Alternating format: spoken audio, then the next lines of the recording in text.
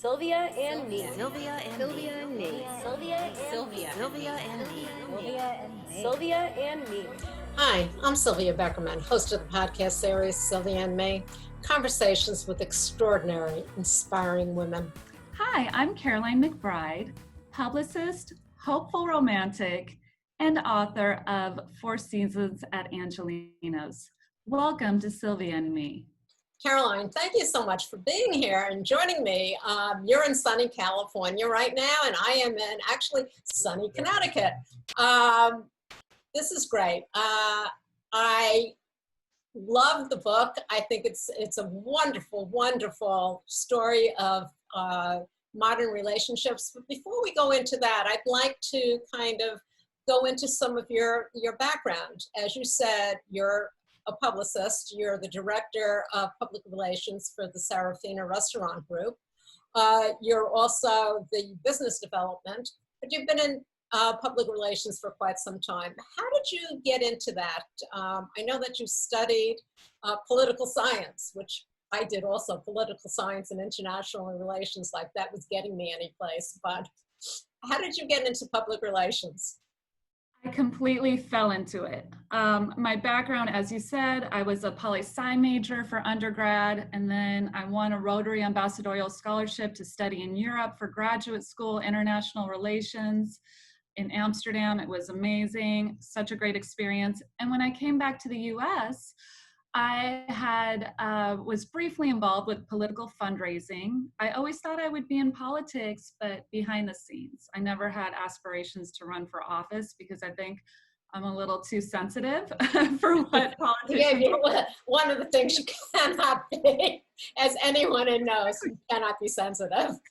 There's a lot of mudslinging. So, as a native Californian, I always had this dream to live in New York City. There's something so special about New York, and it was an aspiration of mine. And I was able to move there just on my own with very little contacts, only a few friends. And I got involved in fundraising for foster children. I met a woman at a party, Linda Argilla, and we launched this great concept she had created called Artrageous, and it benefited foster children in New York City. At the time, there were 26,000, and we had great artists like Jeff Koons and Peter Beard, may he rest in peace. They were instrumental in this charity, and they would create art with foster kids and then society children. Everybody was mixed together, and we would auction the art off and raise over $1 million at our big gala. And on the personal side, I got to know a lot of these children because our office was actually in the foster agency. Edwin Gould Services for Children at the time was near Union Square. And I sort of developed a side mentoring project for these kids. And it was something so emotionally gratifying, and I'm still in touch with some of them so many years later. But after doing fundraising for about 5 years, I was enticed to be involved in a culinary startup. And around the same time, I became friends with one of the co-founders of Serafina. And he would ask me, we need a new publicist. Would you be willing to do it? And it just didn't appeal to me whatsoever. I just didn't think that was my calling. But sure enough, I guess he knew more than I did. And sometimes happens. And so it was around 2008. The economy was, going through a crisis in New York City. And I left the startup and I called up Vittorio Asaf from Serafina and said, remember, you wanted me to do the PR? And he's like, yeah. So we had a few conversations, and I met with his partner, Fabio Granato. They're both very charismatic men. And sure enough, they brought me on. And what was exciting is I was able to help develop the PR department. At the time, I believe we had about 5 locations in New York City, but right when I started, it was a time of international expansion that followed after my employment there. And I was able to travel around the world to help open these restaurants in Istanbul, Tokyo, Moscow, in Brazil, in Sao Paulo, and also within the US, in Philadelphia, in Miami. So it's Boston. It's really been a great experience. And I So always tell me, they started in 2008, they started opening up restaurants globally. Which was the first one that they opened? Where was the first place you traveled to?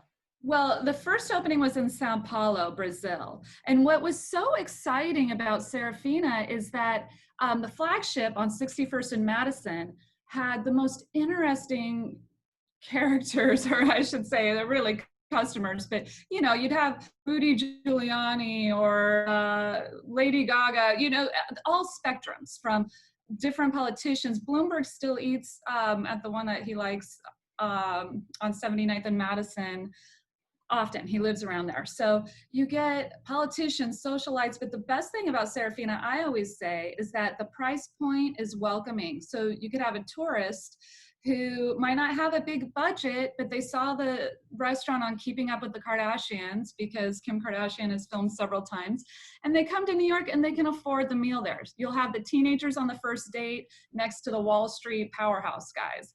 And it just is a recipe that really works to invite everybody. And that's something that's always been special to me. So what would happen is you would get people from around the world would come and fall in love with Serafina, and they would want to bring it back to their countries. So that was the case, with Japan, Dubai, and you name it. Most of the time, the partners had fallen in love with the brand in New York. And so I would get to work on the ground in these foreign countries with their teams and really get to see the country in a different way. And of course have, all kinds of adventures in the meantime. And personally, I've always been a traveler. As I mentioned, I went to graduate school in Europe. While in graduate school, I snuck off to Lebanon. I didn't tell my family. I said I was going to Germany. So, I've had an adventurous streak. Of course, Mexico, Argentina, places in South America, just kind of fascinated with the entire world. So what was the most difficult one that you went to, that you helped with the opening? Difficult, well, I would say perhaps Moscow, because it wasn't completely ready. Something some people might not know about restaurants is openings are almost always delayed. It doesn't matter who. It's kind of like building a house. They always say it'll be done in December. You're like, of which year? Because it's construction, it's getting permits. So Moscow was a little challenging because we showed up and the kitchen was like not done. And we were supposed to have this opening party very quickly. However, in different countries, there's different rules, and they're able to get things moving quicker than, say, New York, where there's so many permit requirements. And what's your favorite one what's your favorite place out of all the places that you've gone to? My favorite, it's so funny. Each one has a different feeling. Like Dubai, it's right on the fountain and the fountain show. And, so it's so special and unique while we do maintain the brand. Dubai, as far as the looks are concerned, the interior design and the architecture is definitely one of my favorites. Of course, New York City, though, like Serafina Tribeca. So with the international expansion has also been expansion within the US.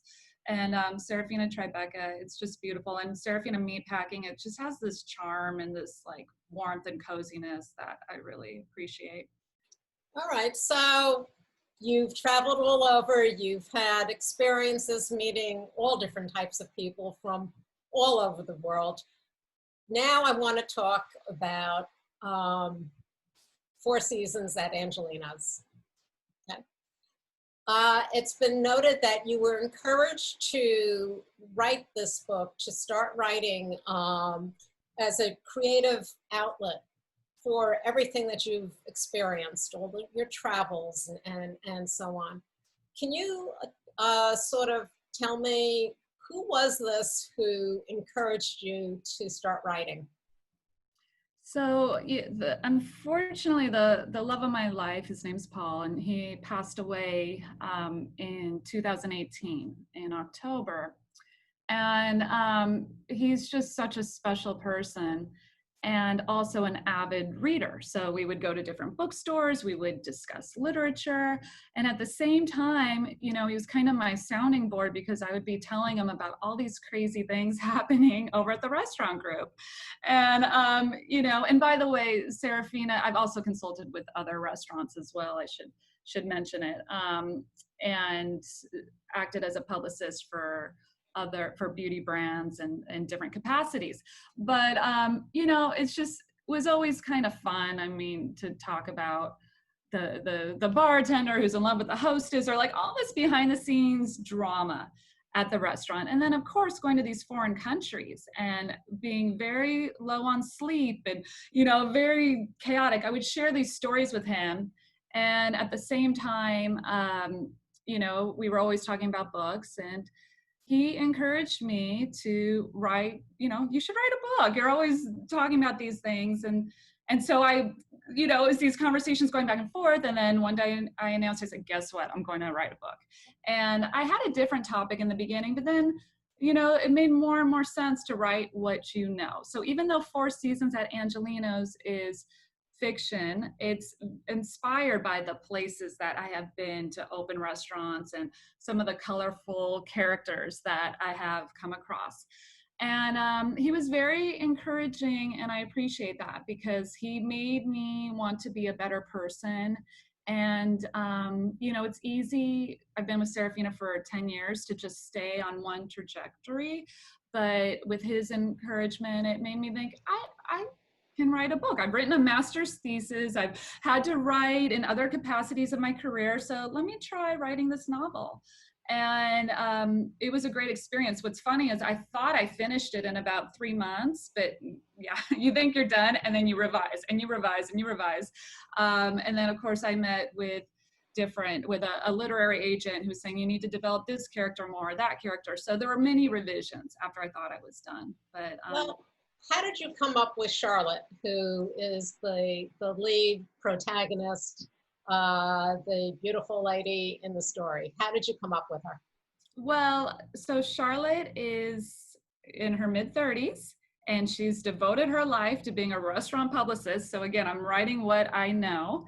And you know, of course, people are, is that you? I have friends reading it. Oh, I didn't know you had this experience in Hawaii. And I'm like, okay, no, it's not me. And no, that's very fictionalized. But she is she gives, on the first page, she realizes something horrible about her boyfriend and needs to find a new one. And she gives herself a year to find the one. And I was thinking about all the single ladies I know in New York City, or some of them who have gone on to get married, and how challenging it is to balance a career and to try to find a partner.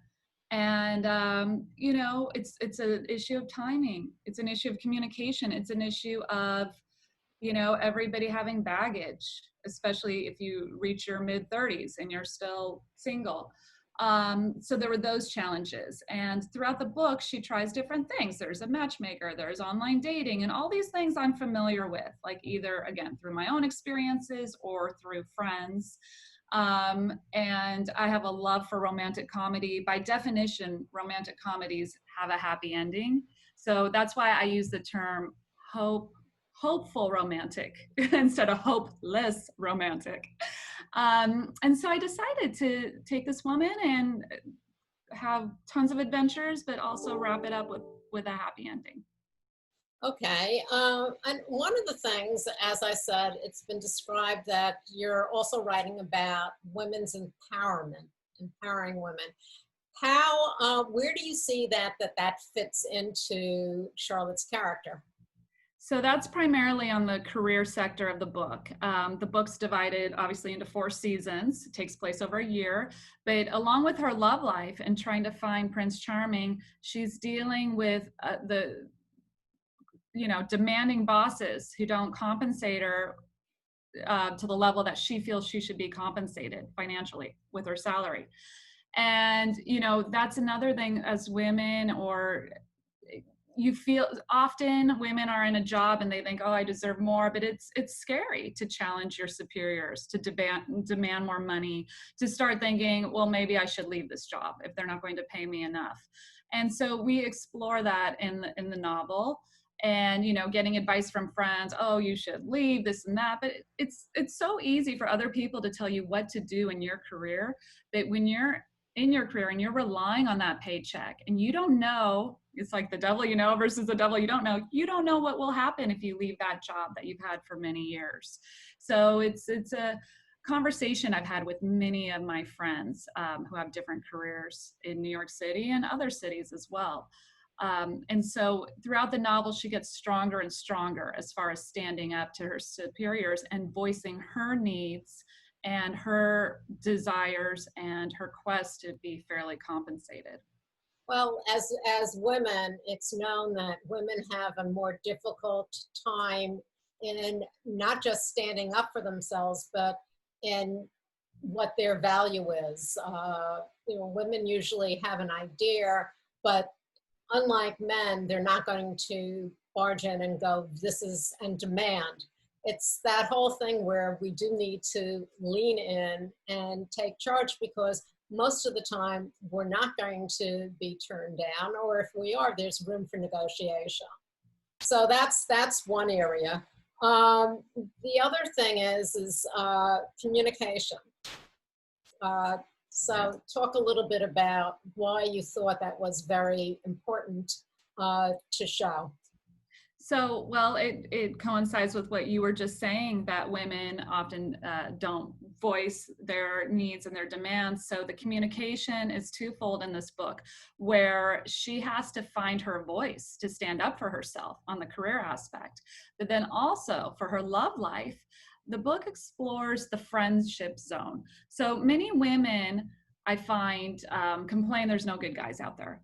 But I often say, okay, look at some of your male friends, because sometimes there's the good one might be right under your nose and you don't realize it. So in this novel, Four Seasons at Angelino's, you have Charlotte, and Wyatt is her main love interest. There's a series of other romances throughout the book that she dives into head first. She's desperate, nervous that she's getting older, her eggs are going to expire, she wants to have a child. And so between the two main characters, Charlotte and Wyatt, they both like each other, but they're not expressing it. They're too scared, because that's another issue. When you're friends with different men, that maybe there's something romantic there, you don't want to jeopardize the friendship, or at least that's what I hear from other women. And I have been in that position myself where, are we more than friends? Are we in the friendship zone? So this is all explored throughout the novel. And often it's the more aggressive men that get the women, because they just, boom, pounce on them. And then women can go along with it and then walk away from a great guy that might be too shy or too quiet or too distracted to voice his feelings. And there's a famous story, well, famous to me. A nun once told me that she had two volunteers, and a man and a woman, and they both really liked each other, and they confided in this nun. And she told them both, you need to tell each other, but they didn't. And then along came another woman to volunteer, and she ended up snatching the guy, because she was bold enough and confident enough to tell him, you're a great guy, let's go have coffee. And one thing led to another, and those two ended up together, which always kind of... It's the word that you just said, confidence. And that's key in any kind of relationship, whether it's in your career or in a romantic relationship. It's confidence. And it's being able to exude that confidence and say, okay, I deserve this. I'm going to go after it. What's the worst thing that could happen? Exactly. You're exactly right. I agree with you. And sometimes women can be confident in their career. Men and women are confident in the workplace. And then when it comes to love and romance, wow, there's a lot of feelings involved. It's a little more difficult to be confident in that respect. Definitely. And you'll see for a lot of people, it's the exact opposite. It's so much easier to be confident in what you do in your career, because that can be measured. The other is more of an unknown, because you have another person involved. The minute you have somebody else, whether it be a family or a friend, it then becomes a little bit more difficult to exude that confidence. What is there anything about the character, Charlotte, that you would like her to have that you realize you didn't put in, or is there something that she really does have that you want people to know? Start with the first one. I saw your smile. Well, it's such a great question because I'm writing the sequel now. So when you say that, anything that I didn't put in that I want her to have, I'm trying to make up for things in the sequel. But basically, she's growing. This is a year that she's growing. So it's the confidence. I want her to be more confident. And we see in 4 seasons at Angelino's, it starts out that she's kind of a train wreck and she's crying over this guy that's not worth her tears. And then she kind of pulls it together and gets more and more and more confident, and then the story ends. So in the next book, she's going to get stronger and stronger as we see that happen. And I do want people to see her. I do worry people who don't live in New York or see what a rat race it can be. I hope that they'll see that she does have a good heart, and there is a subplot that involves adoption, and she does love dogs and is involved in a dog charity, but I don't want her to seem materialistic. And I made it a point in this novel, like, not to throw out too many designer names, but at the same time, she is stylish and it's New York City. And, so there's a little bit of that, but I tried to make sure I didn't go over the top. Okay. I mean, you don't have to be materialistic if you're able to, just because you like something, it doesn't mean that you wouldn't buy something else because the other thing has a name attached to it, but the one that doesn't, well, it's the exact same thing. Why not? So I think there's a fine line as far as somebody being called materialistic.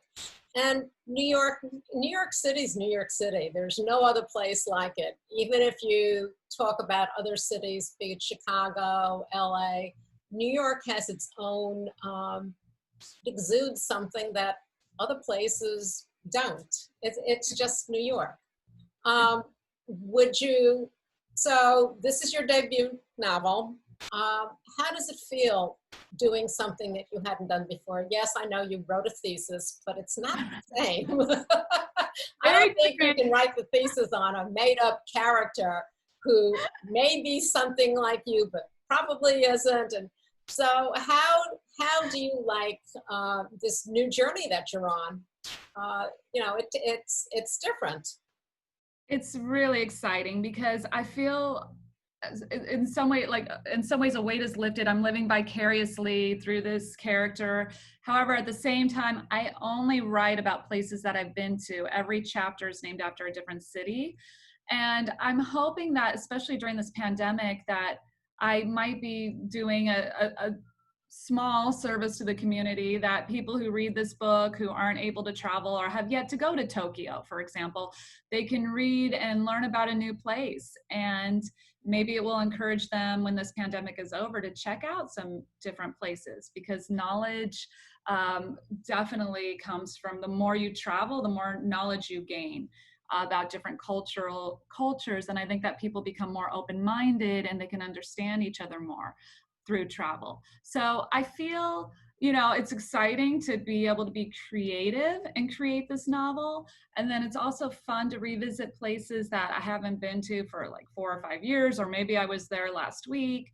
I do include restaurants and hotels that are still functioning, because these places like, Mel's Diner on Sunset, there's a milkshake date there, but then there's also a big extravagant wedding at Beverly Hills Hotel. And these places, they really impact people. They have their most happy moments at hotels and restaurants, and it could be a birthday dinner or whatever it may be. So I incorporated places in different parks and different monuments when she's going through Mumbai looking at tourist spots that hopefully resonate with people and evoke some sort of warmth and emotion. So it's a feel-good story. And if I can make somebody smile or laugh, then I feel like okay, I did something good today. And, I know that obviously there's greater things. There's real problems in this world with hunger and so forth and poverty. So this is a lighthearted approach just to add happiness to anybody who reads this book, to Well, it's an escape. brighten their day. It's an Escapism. escape. And Exactly. during the summertime, it used to be where you'd be sitting at the beach and outside. During this time that we're living in, for however long we're living in this, doesn't Oh, know, yeah. but it's a nice escape. Don't get me there. One of the things, though, that I've seen on your website, which we'll talk about in a couple of minutes, you have a blog, and the blog really is about different places that you've been to. Yes. So in the book, I had to stay true to the story, and I wanted to write about every chapter is named after a different city. So I give my own take on the overall vibe, the restaurant scene, and the dating scene in different cities. So the last one I did was Mumbai, which on that one, I couldn't do too much about the dating scene. It's funny. I was thinking how, I was really only there for a week one time. I've been dying to go back lately, but I couldn't talk about the restaurants and just different tips. So it's, I kind of end it, have fun and travel on at the end of each post, because I hope that people will see these places. There's this very special place called Capistel. So this is off the beaten path, and it's in the south of France. And I do have a chapter about it in the book. And, Charlotte has this very romantic getaway trip there, and it's very passionate. And I had a different experience when I went there, but I did, I went with a date, we had a great time, but the place was amazing. It's so beautiful, and a lot of people don't know about it. It's a home that they convert into a hotel for part of the year. It's on a bluff, infinity pool, you're overlooking Monaco. And so, I wrote about that in the book, and I write about Cannes, for example, and just different cities. And I want to show people, I want to give them some practical advice. I do include transportation and different restaurant recommendations that I'm praying all these restaurants will survive after the pandemic, and to give them sort of an outlook on these places it's going to be a little different than in the book, because in the book we're only seeing it through Charlotte's perspective, but I want to give some real life advice for those who choose to travel there. Okay. So you're working on a sequel, so I'm not going to ask you what your next journey is, because it seems that you're on a pretty nice trajectory, writing this wonderful character, and we'll wait to see what happens with her, and maybe live that kind of life as she's going through it. As I said, it's a great escape. So I had mentioned your website. Can you tell us the website to go to get more information about you, about what you're doing? Absolutely. It's my name, Caroline McBride. So you go to www.CarolineMcBride.com, CarolineMcBride.com, and it has a link. The book's available everywhere from Barnes & Noble to Target, Amazon, obviously. So there's links to all the different outlets where you can get the book. And then I also have my travel blog on there, and I have a quarterly newsletter that will go out, and I hope to meet the more people, the better. So you can contact me through the website too. Well, Caroline, this has been a lot of fun. It sounds like you're on to maybe not just one sequel, but you never know. It could be a whole series of, she's only in her 30s. She's got a ways to go. So thank you very much for sharing this with us, and it's been great fun. Thank you so much, and keep up all the good work that you do. I love listening to your podcast, and you really are doing a great job empowering women. Well, thank you. You can find us on all of your popular podcast platforms, and of course our website, sylviame.com. Stay safe, stay healthy, and stay tuned.